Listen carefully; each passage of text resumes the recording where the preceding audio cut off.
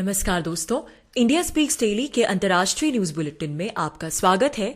मैं हूं आपके साथ रति अग्निहोत्री। ताइवान के प्रति चीन आजकल दिन ब दिन कुछ ज्यादा ही आक्रामक होता जा रहा है। अगर आप नियमित रूप से न्यूज देखते हैं, न्यूज फॉलो करते हैं, तो आप पाएंगे कि पिछले कुछ हफ्तों में ताइवानीज एयर स्पेस में, खासकर कि ताइवानीज एयर की डिफेंस जोन में चीनी विमानों का जिस प्रकार से इंकर्जन्स बढ़ा है, वो जिसे कह सकते हैं कि एक प्रकार से ये इंकर्जन्स अपनी चरम सीमा पर पहुंच गए हैं।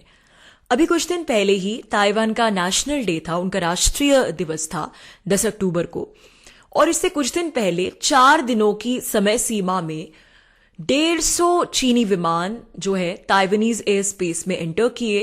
150 चीनी विमानों ने इंकर्जन किया ताइवानीज डिफेंस जोन में। तो आप सोच सकते हैं कि कितनी बड़ी बात है और ये कितना रिकॉर्ड नंबर है। और हम पिछले कुछ समय से सुनते आ रहे हैं कि किस प्रकार से चीन लगातार एक प्रकार से ताइवान को धमकी दे रहा है कि वो कभी भी युद्ध का बिगुल बजा सकता है, कि कभी भी ताइवान पर आक्रमण कर सकता है। और इस तरीके की न्यूज हमें देखने सुनने को मिल रही है। लेकिन यहां पर जानने वाली बात यह है कि अचानक से ड्रैगन ताइवान को लेकर इतना ज्यादा आक्रामक आखिर क्यों हो उठा है। इतने ज्यादा उसके तेवर इतने आक्रामक हो रहे हैं और वो इतना ज्यादा डिफेंसिव हो रहा है कि आए दिन अगर कोई भी देश ताइवान के साथ किसी भी प्रकार की एक्टिविटी में, गतिविधि में इन्वॉल्व होता है, या फिर कोई अगर ताइवान के बारे में कुछ बोलता भी है उसके पक्ष में, तो ड्रैगन एकदम से बौखला जाता है और उसके विदेश मंत्रालय की तरफ से तुरंत एक स्टेटमेंट जारी कर दिया जाता है। लेकिन ये जानने से पहले आपके लिए संक्षिप्त में मैं ताइवान और चाइना के बारे में बताना चाहूंगी कि दोनों के बीच में क्या विवाद है। तो दरअसल ताइवान को चाइना जो है वो अपना हिस्सा मानता है, उसको एक स्वतंत्र देश के रूप में मान्यता नहीं देता, एक स्वतंत्र राष्ट्र नहीं मानता। और ताइवान के संदर्भ में चीन ने वन चाइना पॉलिसी नाम से एक अपना ही नियम कानून बना रखा है। और इस वन चाइना पॉलिसी के अंतर्गत उसने विश्व के सभी देशों पर इस प्रकार का दबाव बना रखा है कि ताइवान को वो कभी भी कूटनीतिक मान्यता नहीं दे सकते, डिप्लोमैटिक रिकग्निशन नहीं दे सकते। और इस वन चाइना पॉलिसी के चलते हुए विश्व के जितने भी देश हों, चाहे वो भारत हो या चाहे वो यूरोपीय देश हो, किसी के भी ताइवान के साथ कूटनीतिक संबंध नहीं है औपचारिक तौर पर। सिर्फ कुछ विश्व के छोटे छोटे देश हैं, आइलैंड नेशंस हैं ये ज्यादातर, जिन्होंने ताइवान को एक देश के रूप में मान्यता दे रखी है, स्वीकृति दे रखी है। लेकिन उसके अलावा अगर हम अमेरिका की भी बात करें, जो कि ताइवान का हर मुद्दे पर इतना सपोर्ट करता है, तो अमेरिका तक कथित तौर पर चीन की वन चाइना पॉलिसी ही मानता है और ताइवान को कूटनीतिक तौर पर एक स्वतंत्र राष्ट्र के रूप में अमेरिका भी मान्यता नहीं देता। खैर, इस पर चर्चा हम आगे करेंगे, लेकिन फिलहाल ये है ताइवान और चीन के रिश्तों का संदर्भ। और अपनी वन चाइना पॉलिसी की दुहाई देते हुए ही चीन ने ताइवान को अंतर्राष्ट्रीय संस्थानों से, यूएन जैसे इंटरनेशनल ऑर्गेनाइजेशन से भी अलग थलग रखा हुआ है। यानी संयुक्त राष्ट्र संघ हो या फिर उसके कोई भी दूसरा ऑर्गेनाइजेशन हो, उसके अंतर्गत आने वाले, चाहे वो विश्व स्वास्थ्य संगठन हो या कोई भी और ऑर्गेनाइजेशन, ताइवान इनका सदस्य नहीं है। और जैसा कि मैंने कहा, ज्यादातर देशों के, विश्व के अधिकतर देशों के ताइवान के साथ कोई औपचारिक कूटनीतिक संबंध नहीं है।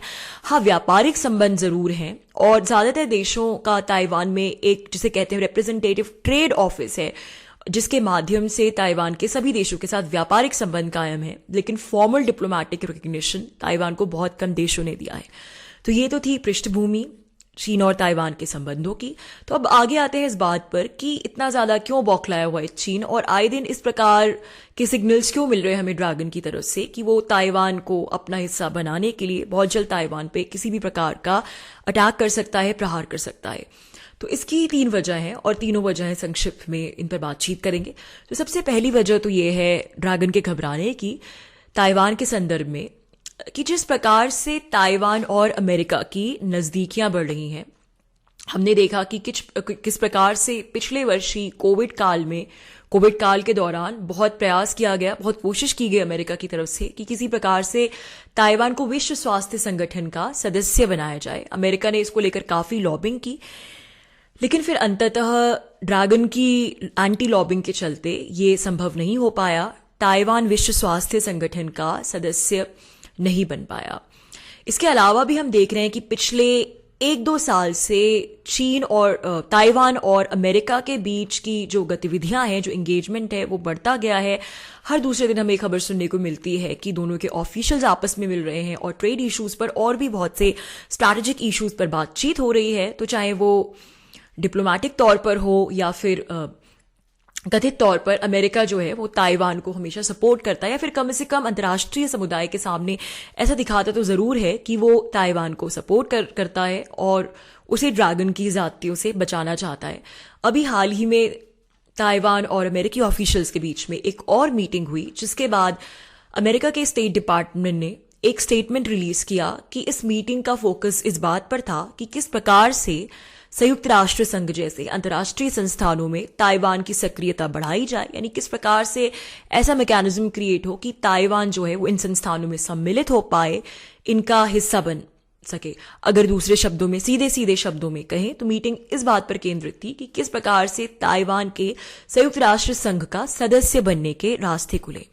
जाहिर सी बात है, ऐसी बात से चीन बौखला गया, क्योंकि उसकी वन चाइना पॉलिसी का रुझान ही ये है कि किसी प्रकार से ताइवान को अंतर्राष्ट्रीय संगठनों में घुसने ना दिया जाए, उसे सभी अंतर्राष्ट्रीय मैकेनिज्म से बाहर रखा जाए। तो चीन बुरी तरह से बौखला गया और इस बार चीनी राष्ट्रपति शी जिनपिंग ने खुद ही अमेरिका को धमकी दी और अंतर्राष्ट्रीय नियम कानूनों की दुहाई भी दी कि इंटरनेशनल रूल्स बेस्ड ऑर्डर का ये उल्लंघन है और अमेरिका ये डिसाइड करने वाला, ये निर्धारित करने वाला कोई नहीं होता है अकेले कि संयुक्त राष्ट्र संघ में कौन रहेगा कौन नहीं रहेगा। और ऐसा करके जो है अमेरिका अपने लिए मुसीबत को बढ़ावा देगा अगर वो चीन के अंदरूनी मामलों में दखलंदाजी करेगा। ये सब बातें, इस प्रकार की धमकी चीनी राष्ट्रपति शी जिनपिंग ने अमेरिका को दी स्पष्ट शब्दों में। तो जैसा कि मैंने कहा कि अमेरिका और ताइवान का इस प्रकार से एंगेजमेंट बढ़ रहा है और जहां इस बात की बात चल रही है कि इस प्रकार के सिग्नल्स दे रहा है ड्रैगन कि वो कभी भी ताइवान पर अटैक कर सकता है, तो अमेरिका की तरफ से, अमेरिकी राष्ट्रपति जो बाइडेन की तरफ से एक बेहद महत्वपूर्ण स्टेटमेंट ये भी आया है जब उनसे एक वार्ता के दौरान पूछा गया कि अगर ड्रैगन ताइवान पर अटैक करता है तो ऐसे में क्या अमेरिका उसको डिफेंड करेगा, उसके डिफेंड करने में उसकी मदद करेगा। तो उन्होंने हाँ में जवाब दिया। तो अब ये भी एक बहुत बड़ी बात है और इससे भी चीन बुरी तरह से घबरा गया है कि अगर वो ताइवान पे अटैक करेगा तो उसे अमेरिकन आर्मी की कैपेबिलिटीज का सामना करना पड़ेगा। अब अमेरिका ताइवान की मदद क्यों करेगा, क्यों करना चाहता है, इसके पीछे कोई उसकी भली मंशा नहीं छुपी कि वो ताइवान की बहुत सहायता करना चाहता है और वो बहुत बड़ा समाज सेवक है। इसके पीछे बिजनेस और स्ट्रैटेजिक इंटरेस्ट छिपे हुए हैं। सबसे पहली बात तो ये है कि अमेरिका बड़ी संख्या में ताइवान को आर्म्स भेजता है, उनके अमेरिकी आर्म्स का खरीदार है ताइवान, और इसी को लेकर दोनों के बीच में एक समय में एक कॉन्ट्रैक्ट हुआ था, एक संधि हुई थी, और जिस संधि के अंतर्गत अमेरिका बाध्य है कि अगर ताइवान पर आक्रमण होता है तो उसे ताइवान की रक्षा करनी पड़ेगी। ये तो है पहली बात। तो अमेरिका में एक कानून है, जैसा कि मैंने कहा, एक लॉ है कि अगर ताइवान पर किसी भी प्रकार का कोई भी अटैक होता है तो उसको ताइवान की रक्षा करने के लिए अमेरिका बाध्य है। तो इस कानून से अमेरिका एक प्रकार से बंधा हुआ है, इसलिए अगर वो ना भी चाहे तो उसे किसी ना किसी प्रकार से ताइवान की मदद करनी पड़ेगी, क्योंकि जैसा कि मैंने कहा उसका खुद का एक लेजिस्लेशन ये कहता है। दूसरी बात ये है कि उसके बिजनेस इंटरेस्ट, जाहिर सी बात है, ताइवान के साथ जुड़े हुए हैं, क्योंकि ताइवान विश्व में सेमीकंडक्टर चिप्स के प्रोडक्शन में एक पूरे विश्व में लीडर है, पूरे विश्व का प्रतिनिधित्व करता है, और सिर्फ अमेरिका ही नहीं बल्कि विश्व के दूसरे देश भी, चाहे वो यूरोपीय देश हो या कोई और हो, सेमीकंडक्टर चिप्स के उत्पादन के क्षेत्र में ताइवान पर निर्भर है, उस पर डिपेंडेंट है। और इसीलिए ये इस प्रकार से अमेरिका के ये बिजनेस इंटरेस्ट भी जुड़े हुए ताइवान के साथ, जिसकी वजह से वो ताइवान की मदद करने की बार बार बात करता रहता है। लेकिन फिर भी एक बात मैं बता दूं कि हालांकि अमेरिका जो है वो ताइवान की इस प्रकार से मदद करने की बातें करता रहता है, और उसका खुद एक अपना लेजिस्लेशन है जो कहता है कि किसी भी इस प्रकार की अगर कोई स्थिति बन जाए कि ताइवान की एग्जिस्टेंस खतरे में हो तो उसे ताइवान की मदद करनी होगी। लेकिन इसके बावजूद भी यहाँ एक विरोधाभास है कि वो वन चाइना पॉलिसी का समर्थक है। तो अमेरिका एक तरफ तो ताइवान की मदद करने की बातें करता रहता है, लेकिन दूसरी तरफ वो खुद वन चाइना पॉलिसी का समर्थक है। तो ये एक विरोधाभास है अमेरिका की फॉरेन पॉलिसी में, जिसमें वो किस प्रकार से सामंजस्य बिठाएगा ये तो वही जानता है। लेकिन बहरहाल अमेरिका और ताइवान के जो बीच बढ़ती इक्वेशन है, ये एक बड़ी वजह है कि चीन बुरी तरह से बौखला गया है और ताइवान मुद्दे को जल्द से जल्द अपनी भाषा में निपटाना चाहता है। दूसरी वजह यह है चीन के बौखलाने की कि ताइवान और यूरोपीय संघ के बीच में जो इक्वेशन बन रही है। अब अगर यूरोपीय संघ की बात करें तो अमेरिका के साथ तो कह सकते हैं कि ताइवान के एक प्रकार से रिलेशंस हैं बहुत ज़्यादा, लेकिन यूरोपीय संघ के साथ ताइवान के कुछ दिन पहले तक दूर दूर तक कोई रिलेशंस नहीं थे।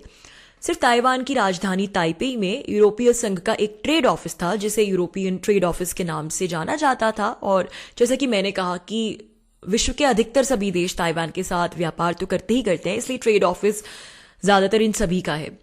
लेकिन अब यूरोपियन पार्लियामेंट ने ताइवान को लेकर एक रेजोल्यूशन पास किया है जिसके अंतर्गत इस पर बातचीत हुई है। इस रेजोल्यूशन में ये है कि यूरोपीय संघ अब ताइवान के साथ एक बायलैटरल इन्वेस्टमेंट अग्रीमेंट पर हस्ताक्षर करने की संभावना तलाश रहा है। यानी इस बात को लेकर इवैल्यूएशन होगा कि किस प्रकार से यूरोपीय संघ ताइवान के साथ एक बायलैटरल इन्वेस्टमेंट ट्रीटी कर सकता है। तो ये एक बहुत बड़ी बात है और ये गेम चेंजर है कि वो ताइवान के साथ अपने व्यापारिक संबंधों को अब एक अग्रीमेंट के उसमें आगे ले जाना चाहता है। और दूसरी बात ये है जो डिस्कस हुई यूरोपियन पार्लियामेंट में, वो ये कि ताइवान में जो यूरोपियन ट्रेड ऑफिस है अब उसको बाकायदा European union office in Taiwan के नाम से जाना जाएगा, खाली ट्रेड ऑफिस के नाम से नहीं। तो ये एक और भी बड़ी बात है क्योंकि ये एक प्रकार से संकेत है कि आगे आने वाले समय में यूरोपीय संघ जो है वो ताइवान के साथ कूटनीतिक संबंध स्थापित करने के लिए तैयार है। उसके साथ डिप्लोमैटिक रिलेशंस को आगे बढ़ाने की, स्थापित करने की दिशा में ये एक महत्वपूर्ण कदम है। तो जाहिर सी बात है कि इन दोनों बातों से चीन बौखलाया हुआ है। ऑफिस वाली बात से कि किस प्रकार से ताइवान में ट्रेड ऑफिस यूरोप का अब यूरोपीय संघ का ऑफिस कहलाएगा, और दूसरी बात ये कि किस प्रकार से यूरोपीय संघ ताइवान के साथ एक अग्रीमेंट करने की सोच रहा है, ट्रेड अग्रीमेंट। जबकि कुछ समय पहले तक यूरोपीय संघ चीन के साथ ऐसे अग्रीमेंट करने की सोच रहा था, बल्कि सोच क्या रहा था, ये अग्रीमेंट लगभग फाइनलाइज हो गया था। 2019 के अंत तक दिसंबर में इस अग्रीमेंट पर लगभग मोहर लग चुकी थी। सिर्फ यूरोपियन पार्लियामेंट की मोहर लगनी बाकी थी, जिसे एक औपचारिकता मात्र माना जा रहा था। लेकिन फिर अचानक से सारे समीकरण बदल गए जब यूरोपियन पार्लियामेंट के कुछ सांसदों ने मानवाधिकार मुद्दों को लेकर चीन को घेरा, और बदले में चीन ने गुस्से में आकर यूरोपियन पार्लियामेंट के कुछ सांसदों पर प्रतिबंध लगा दिए, और इससे यूरोपीय संघ, खासकर कि यूरोपियन पार्लियामेंट सख्ते में आ गया और ड्रैगन और यूरोपियन पार्लियामेंट के संबंध बद से बदतर होते चले गए। दोनों के बीच में खासा विवाद छिड़ गया और जिसका नतीजा इस ट्रेड अग्रीमेंट को भुगतना पड़ा। और हालत यह है कि ट्रेड अग्रीमेंट अब ठंडे बस्ते में पड़ा है, जो कि यूरोपीय संघ और चीन के बीच होने वाला था। तो जाहिर सी बात है कि ये तो उसके लिए बहुत अपमान की बात है ड्रैगन के लिए कि जो ट्रेड अग्रीमेंट उसके साथ होने वाला था, अब वो यूरोपीय संघ एक ऐसे देश के साथ ट्रेड अग्रीमेंट करने की सोच रहा है जिसे चीन सभी डिप्लोमैटिक मिशन से ब्लॉक करता है और जिसे वो अपने अधीन मानता है। तो वो ये कैसे बर्दाश्त कर सकता है कि स्वतंत्र रूप से यूरोपीय संघ एक ऐसे देश के साथ अलग से ट्रेड अग्रीमेंट करने की सोच रहा है। तो चीन इस बात को लेकर भी बुरी तरह से घबराया हुआ है, क्योंकि यूरोपीय संघ सिर्फ एक देश नहीं है, ये सिर्फ जर्मनी या फ्रांस की बात नहीं है, बल्कि यूरोपीय संघ बहुत से देशों का एक ब्लॉक है। और अगर किसी भी प्रकार से यूरोपीय संघ ये अग्रीमेंट करता है या फिर यूरोपीय संघ के कूटनीतिक संबंध बनते हैं ताइवान से, तो ये बहुत बड़ी बात होगी। और इसके बाद दूसरे देश भी ताइवान के साथ अपने संबंधों को और ज्यादा मजबूती की तरफ ले जाएंगे। तो इसीलिए भी चीन जो है घबराया हुआ है और वो इतने ज्यादा रिएक्शंस देता है ताइवान को लेकर आए दिन। तीसरी और आखिरी बात यह है कि जैसा कि मैंने पहले भी कहा था कि ताइवान जो है हालांकि एक छोटा सा देश है और वो हमेशा उस पर ड्रैगन का खतरा, उसके आक्रमण का खतरा मंडराता रहता है, लेकिन फिर भी उसने अपने आप को एक वजह से सुरक्षित कर रखा है, एक वजह से उसने अपने आप को, जिसको कहते हैं, सेव कर रखा है। और वो वजह है उसकी टेक्नोलॉजिकल कैपेबिलिटी, खासकर कि सेमीकंडक्टर प्रोडक्शन के क्षेत्र में। ताइवान भले ही छोटा देश है, लेकिन वो गरीब देश नहीं है, बिल्कुल आत्मनिर्भर देश है। और सेमीकंडक्टर चिप्स के क्षेत्र में, टेक्नोलॉजी के क्षेत्र में वो जिस प्रकार से एक वर्ल्ड लीडर बनकर उभरा है और जिस प्रकार से विश्व की पूरी सप्लाई चेन उस पर निर्भर है, तो यही एक वजह है कि भले ही देशों ने उसे डिप्लोमेटिक रिकग्निशन नहीं दिया, लेकिन सभी उसके साथ व्यापार करने को बाध्य हैं और ये बात चीन भी जानता है। इसलिए ताइवान के साथ कोई अगर व्यापार करता है तो इसको लेकर चीन चाहते हुए भी कुछ नहीं कह सकता, कोई उंगली नहीं उठा सकता।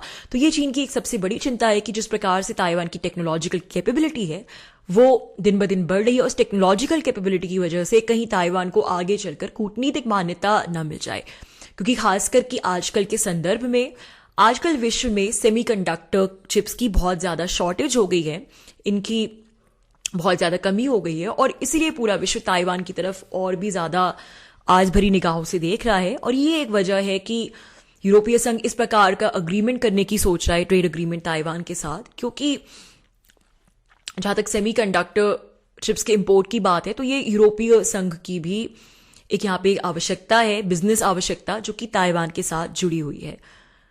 तो दोस्तों आज के लिए बस इतना ही। बहुत जल्द आपसे फिर मुलाकात होगी कुछ नई खबरों के साथ। तब तक के लिए अनुमति दीजिए। नमस्कार।